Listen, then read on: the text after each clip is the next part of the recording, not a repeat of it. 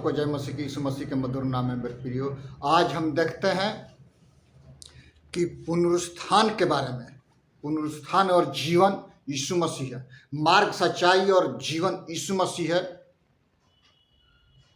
पुनरुत्थान और जीवन यीशु मसीह है। एक आयत को हम पढ़ लेंगे।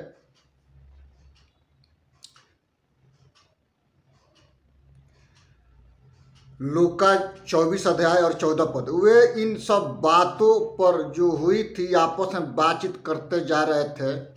15। जब वे आपस में बातचीत और पूछताछ कर रहे थे तो यीशु आप पास आकर उनके साथ हो लिया, परंतु उनकी आंखें ऐसी बंद कर दी गई थी कि उसे पहचान न सके।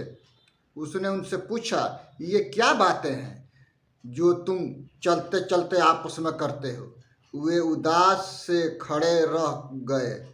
यह सुनकर उनसे क्लियोपास नामक एक व्यक्ति ने कहा, क्या तू यरूशलेम अकेला परदेसी है जो नहीं जानता कि इन दिनों में उसमें क्या क्या हुआ है? उसने उनसे पूछा, कौन सी बातें? उन्होंने उनसे कहा, यीशु नासरी के विषय में जो परमेश्वर और सब लोगों के निकट काम और वचन में सामर्थी भविष्यद्वक्ता था। प्रधान और याजकों और हमारे सरदारों ने उसे पकड़वा दिया कि उस पर मृत्यु की आज्ञा दी जाए। उसे क्रूस पर चढ़ाया गया। देखिए, यीशु मसीह हुमायूस के मार्ग पर दर्शन देते हैं अपने चेलों को, और क्लियोपास नाम व्यक्ति यीशु मसीह से कहते हैं कि क्या तू परदेसी है?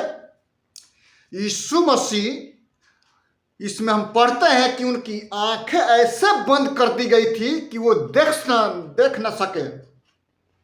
मेरे प्रियो, आज के डेट में हम युग के क्षण में जी रहे हैं। मेरे प्रियो, पुनरुत्थान, मार्ग, सच्चाई और जीवन यीशु है।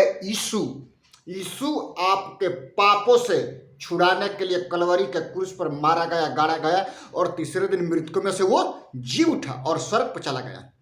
वो कहते हैं कि मार्ग, सत्य और जीवन मैं हूं। यहां पर हम पढ़ते हैं कि लोग बातचीत कर रहे चले कि ये हुआ, तो यीशु खुद उनके पास आकर के कहते हैं, ये क्या बात है कि तू लोग आपस में बात कर रहे हो? वो उदास होकर के सारी घटना यीशु मसीह के बारे में यीशु मसीह से बता रहे हैं। सोचिए, क्या यीशु मसीह की घटना यीशु मसीह से बता रहे हैं? कब? जब वो यीशु मसीह जीवित हुए हैं तब।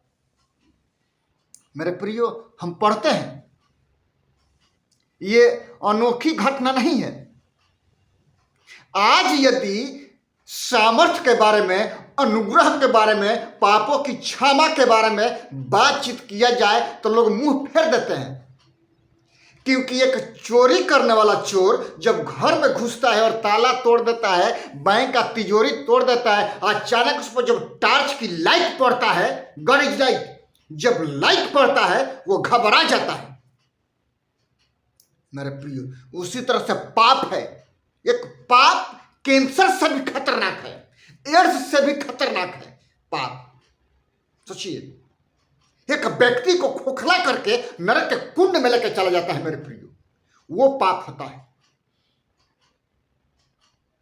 कैंसर से भी ज्यादा खतरनाक पाप होता है व्यभिचार, चोरी, लूट घसोट, झूठ बोलना, अपराध करना। ये कैंसर से भी ज्यादा घातक होता है। मेरे प्रियो, इसमें हम पढ़ते हैं यीशु मसीह के बारे में। सप्ताह के पहले दिन यीशु मसीह जीवित हुए। सप्ताह के पहला दिन संडे का दिन है। उस दिन, ईस्टर के दिन, यीशु मसीह जी उठे। पेंतिकुस्त के दिन 50वां दिन होता है। सप्ताह के लास्ट दिन भी आराधना करना है और सप्ताह के पहला दिन भी आराधना करना है, जो 8वां दिन है। आराधना, प्रार्थना एक व्यक्ति के जीवन का जुड़ा हुआ यह संघर्ष है मेरे प्रियो, जो एक व्यक्ति को यीशु मसीह के राज्य में पहुंचाती है। सोचिए, आप फोन से प्रार्थना करते हैं, कोसों दूर, कोसों मील लोग चंगाई पाते हैं। सोचिए, प्रभु यीशु वहां पर चंगाई देते हैं। वो कहते हैं मार्ग, सत्य और जीवन में हूं, बिना मेरे द्वारा कोई पिता के पास नहीं पहुंचेगा।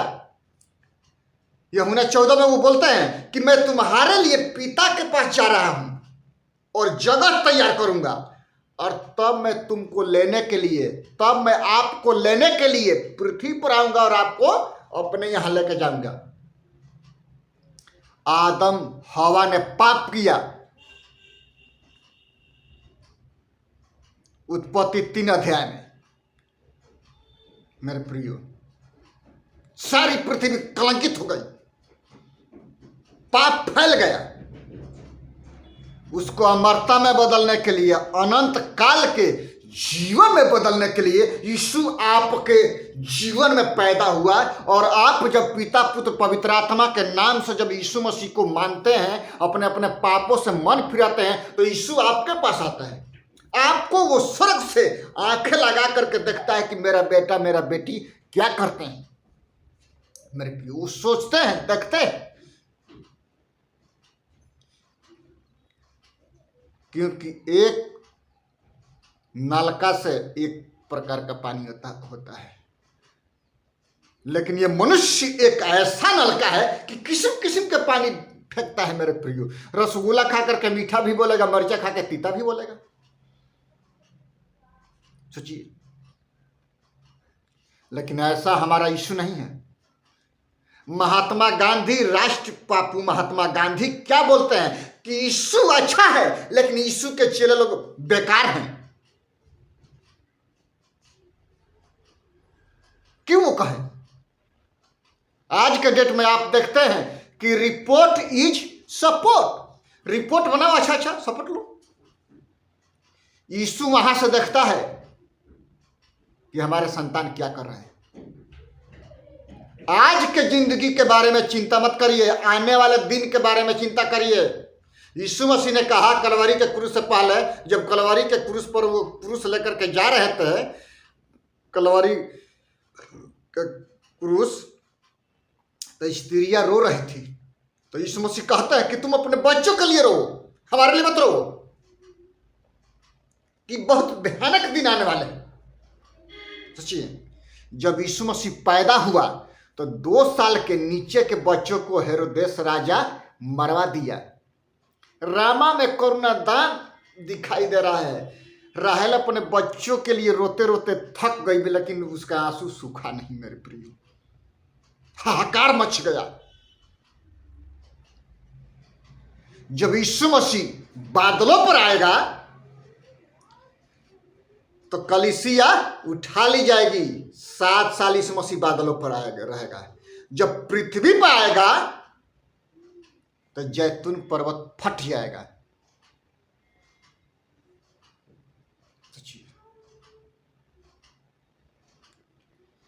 शैतान को भी कैद से छोड़ा जाएगा 1000 वर्ष के लिए, क्योंकि आत्मिक रीति से आदम हवा को सताया गया था। लोभ और लालच दे करके, देखो ये फल परमेश्वर के तुल्य बना देगा। हवा ने खा लिया, अपने पति को भी खिला दिया, वो भी खा कर पाप कर दिया। सीड पॉइजन बोलते हैं उसको।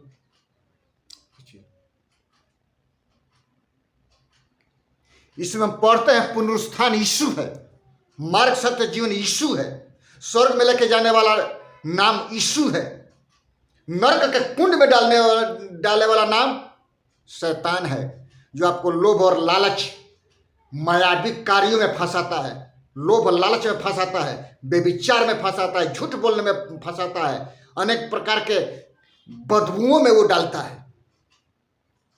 मेरे प्रियो, यदि आप यीशु को मानते हो तो आप पर जादू मंत्र का काम नहीं होगा, क्योंकि आप यदि यीशु के हाथ में हैं तो जादू मंत्र का काम कोई भी शैतान की ताकत छू नहीं सकती है। ये रियलिटी है वचन का।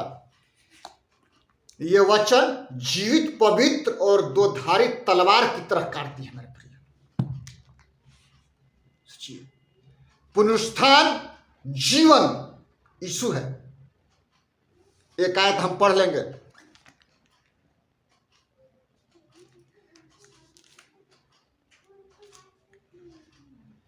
इब्रानिया 9:27 में इस प्रकार से लिखा है, और जैसे मनुष्य के लिए क्या, और जैसे मनुष्य के लिए एक बार मरना और उसके बाद न्याय का होना नियुक्त है। मनुष्य एक बार पैदा होता है, एक बार मरेगा, एक बार जन्म लेगा, एक बार मरेगा और न्याय आसन के सामने यीशु मसीह के न्याय के लिए जाना अनिवार्य है, या तो नरक के लिए या तो स्वर्ग के लिए। दाहिना साइड स्वर्ग है, बायां साइड नरक है। लाजर दाहिना साइड गया, धनवान बायां साइड गया। सोचिए,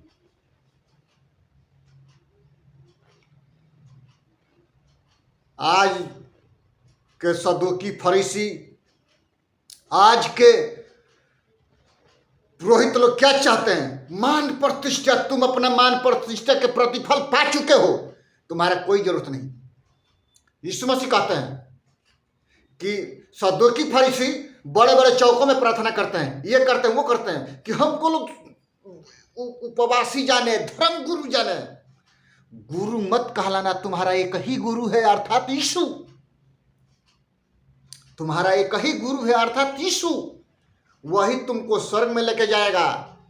जीते पर भी यीशु मसीह आपके साथ है, मरने के बाद भी आपकी आत्मा को वो स्वर्ग में लेके जाएगा मेरे प्रियो, क्योंकि वो मध्यस्थता की प्रार्थना करता है। आपको और हमको यीशु मध्यस्थता की प्रार्थना करने के लिए और पुनरुत्थान की घोषणा करने के लिए इस पृथ्वी पर रखा है मेरे प्रियो, कि अपने रिश्तेदारों में, अपने भाइयों में, अपने दोस्तों में, अपने मित्रों में, अपने देश के लिए, अपने राज्य के लिए, अपने ब्लॉक के लिए, अपने जिला के लिए मध्यस्थता की प्रार्थना करने के लिए यीशु आपको चुना है। ऐसा नहीं चुना, इसलिए चुना कि आप मध्यस्थता की प्रार्थना करें अपने जातियों के लिए, अपने लोगों के लिए, अपने देश के लिए, आसपास लोगों के लिए, कि प्रभु यीशु आपके जीवन में काम करे और आपका जीवन बदल जाए और आप बहुतों के लिए एक ज्योति का काम करे जो अंधकार में चमकती है। इसीलिए ज्योति परमेश्वर आपको ठहराया है। आपको परमेश्वर अपने पुत्र को भेज करके लहू से खरीदा हुआ है। इसलिए बोलते हैं इक्लेसिया का अर्थ है कि यीशु के लहू से खरीदे हुए लोगों का झुंड है वो कलीसिया। इब्रानी में इक्लेसिया बोलते हैं मेरे प्रियो। इसमें हम पढ़ते हैं, वो लोग बताते हैं मेरे प्रियो कि जब वो लोग बातें कर रहे थे हुमाइस के रास्ते पर, तो यीशु मसीह अपनी घटना के बारे में उनसे पूछ रहा है।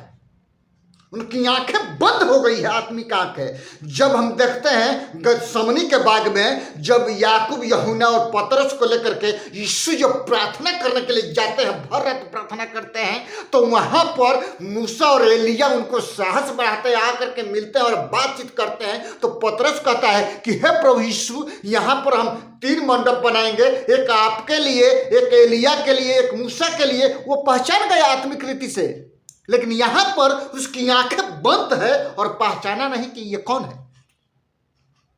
सोचिए,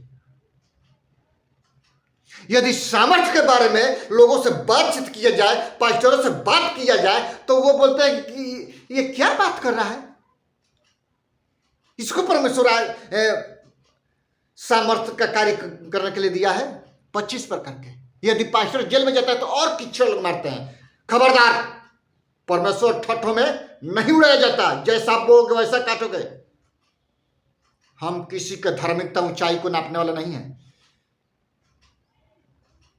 क्योंकि वो लोग अपने फल से, उनके फल से उनका पहचान होता है कि वो कैसे है। बस हमारा काम है यीशु का सुसमाचार प्रचार करना। और आपका जीवन में जब अच्छा बीज होता है तो 30 गुना और 60 गुना और 100 गुना मेरे प्रिय प्रतिफल आता है, क्योंकि यीशु बीज देता है बोने के लिए। सोचिए, इसमें हम पढ़ते हैं जब यीशु का पुनरुत्थान हुआ, 40 दिन 40 रात पृथ्वी पर अपने चेलों को सिखाता और समझाते रहे। ऐसा कौन है जो अपने चेलों को मरने के बाद जीवित होकर के सिखाए? इतिहास गवाह है।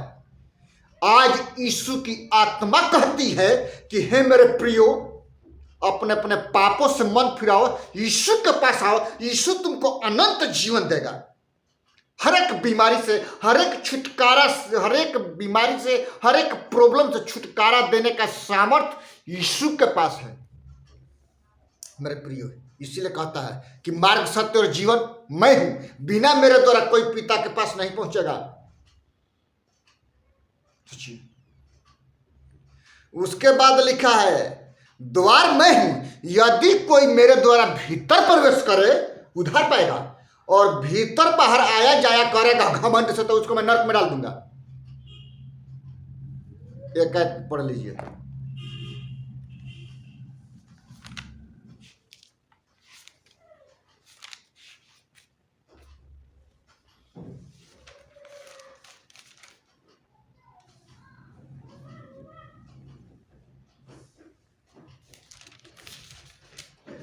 यूहन्ना रचित सुसमाचार उसका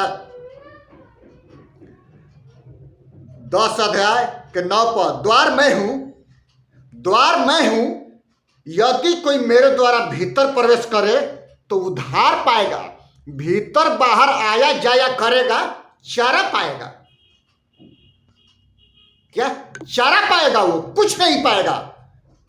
भीतर बाहर आया जाया करेगा, घमंड से भरेगा, उसको मैं अग्नि के कुंड में डालूंगा, नरक में डालूंगा। यह बात कहता है यीशु। मेरे द्वारा भीतर प्रवेश कर जाए उधार पाएगा, लेकिन घमंड से भर जाए, धन दौलत से भर जाए। कुछ पास्टर बोलते हैं कि मेरे पास गाड़ी है, ये है, आपके पास क्या है? घमंड है उसका। घमंडों से, अपने अपने घमंडों से मन फिराओ, क्योंकि कपड़ा रोटी मकान तो दुष्ट भी पा लेते हैं, लेकिन स्वर्ग का राज्य नहीं पाते। हमको और आपको स्वर्ग के राज्य में जाना है, अनंत काल का राज्य में जाना है, तो यीशु को अपनाना है और उसके साथ अपना जीवन व्यतीत करना है, वचन को पढ़ना है, प्रार्थना करना है और लोगों के संगति करना है, और किसी प्रकार की उल्टी पुल्टी बात और लोभ की बात नहीं करना है मेरे प्रियो। प्रभु इन सारे वचनों से हमको और आपको आशीष कराइए, प्रार्थना करते हैं। पिता, हम धन्यवाद करते हैं मान प्रभु जी, आपके वचन को जितने लोग सुनते हैं, देखते हैं पिता, उनकी आंखों को खोल दे खुदावंद, कि आपके प्रतिरूप को देख सके महान प्रभु जी। यदि कोई बीमारी के हालात में, किसी भी परेशानी में है, अपना छेदा हुआ हाथ बढ़ा करके उनको छुटकारा दीजिए, चंगाई दीजिए पिता। भारत वर्ष के बीएसएफ के जवानों को, आर्मी को, जल सेना, एयरफोर्स को आपके हाथों में देते हैं पिता, आप उनके साथ होना मान प्रभु जी। SIS जो संस्था है पिता, सिक्योरिटी है पिता, SIS को आपके हाथों में देते हैं मान प्रभु जी। RK सिन्हा, ऋतुराज, उनके पूरे फैकल्टी को आपके हाथों में देते हैं, आप आशीष कीजिए महान प्रभु। कन्हैया सर, प्रदीप सर, महान प्रभु, उनके ऑफिस को आपके हाथों में देते हैं, उनके साथ में जितने कार्यकर्ता हैं सबको तेरे लहू में छिपाते हैं परमेश्वर को भी महान प्रभु, आप आशीष कीजिए पिता परमेश्वर। उनको जिस चीज की कमी घटी है आप पूरा कीजिए महान प्रभु। धन्यवाद करते हैं खुदावंद, धन्यवाद करते हैं पिता कि आपने अभी तक संभाला है पिता, धन्यवाद करते हैं। सारा आदर महिमा आपको देते, उद्धार करता प्रभु यीशु मसीह के नाम से मांगते हैं, आमीन। यीशु मसीह का अनुग्रह, परमेश्वर पिता का प्रेम और पवित्र आत्मा की संगति और सहभागिता अब से लेकर के आने वाले दिनों तक होती रहे, आमीन आमीन। सबको जय मसीह की, यीशु मसीह के मधुर नाम में मेरे प्रियो